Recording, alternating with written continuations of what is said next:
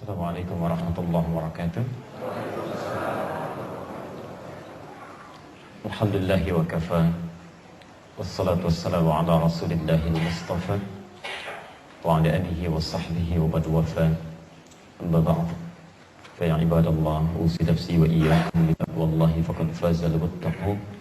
Fala tamutunna illa wa antum muslimun. Apa bedanya orang hafal Quran yang ingat dengan yang mungkin hafal Quran tapi tidak menjadi ingat? Lihat kalimatnya. Teman-teman, fokus ya.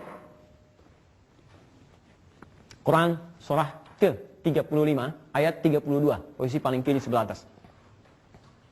Nanti penghafal Quran dibagi pada 3 bagian utama. Bisa dibantu, Mas?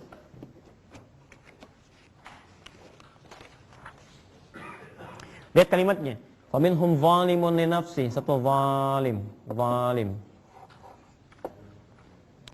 Zalimun li nafsi. Wa minhum muqtasid. Quran surah 35 Fatir ayat 32. Di mushaf standar posisi paling kiri sebelah atas. Wa minhum muqtasid. 2. Yang ketiga, wa minhum sabiqum bil khairat bi idznillah. Sabiqum bil khairat bi idznillah. Lihat yang pertama, wa minhum zalimun li nafsi. Ada penghafal Quran yang zalim. Zalim. Bisa 30 juz atau juga bisa dia hafal beberapa surat. Harusnya surat yang dia telah hafalkan itu, bisa walaupun surat yang paling ringan, Qul huwallahu ahad. Surat apa namanya? Al-Ikhlas. Lihat, Qul huwallahu ahad. Harusnya kalau dia hafal ayat-ayat di surah ini, surah Al-Ikhlas itu, penghafal Quran yang benar itu seharusnya menjadikan Qurannya itu, menjadikan dia ingat dengan Allah. Zikrun. Bukan sekedar ada dalam benaknya. Karena ada orang yang hafal Quran, hafal surah ini, hafal ayat-ayatnya, tapi mohon maaf, tidak menjadikan ayat itu mengingatkan dia dengan Allah. Malah zalim pada dirinya sendiri. Tahu artinya zalim? Apa artinya zalim? Ini zalim itu begini. Teman-teman, ini misal saja. Ini ada cangkir, ini ada gayung. Oke, apa fungsi yang cangkir? Cup? Untuk minum. Apa fungsi gayung? Untuk mandi. Dia gunakan gayung untuk minum, dia gunakan cangkir, mohon maaf, untuk mandi.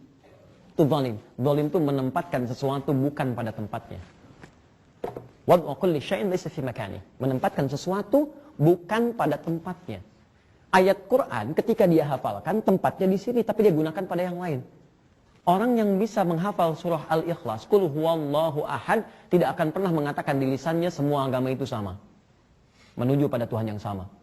Karena ketika dia ucapkan Qul huwallahu ahad, katakan hanya Allah Tuhan yang layak untuk disembah. Satu-satunya Tuhan, nggak ada yang lainnya. Beda antara ahad dengan wahid itu lain. Kalau wahid itu satu tingkatan, wahid, itsnain, talata. Ada wahid, ada 2, ada 3, ada itsnain, ada talata. Tapi kalau ahad satu-satunya, nggak ada duanya. Makanya ketika disebutkan kalimat ilah, ya, kemudian bersanding dengan wahid, wahid disebutkan ilahnya mesti muncul. Tapi kalau ilahnya dihilangkan akan berubah wahid jadi ahad. Lihat kalimatnya. Quran surah kedua ayat 163. Posisi paling kiri sebelah bawah. Wa ilahukum ilahu wahid.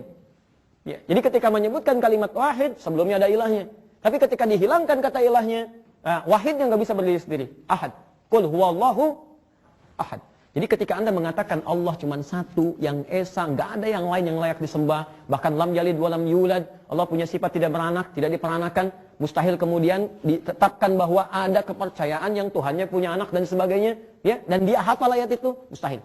Walam yakul lahu kufuwan ahad, dan tidak punya syarikat, ya, tidak punya partner dan sebagainya yang saling melengkapi, tidak, sudah sempurna.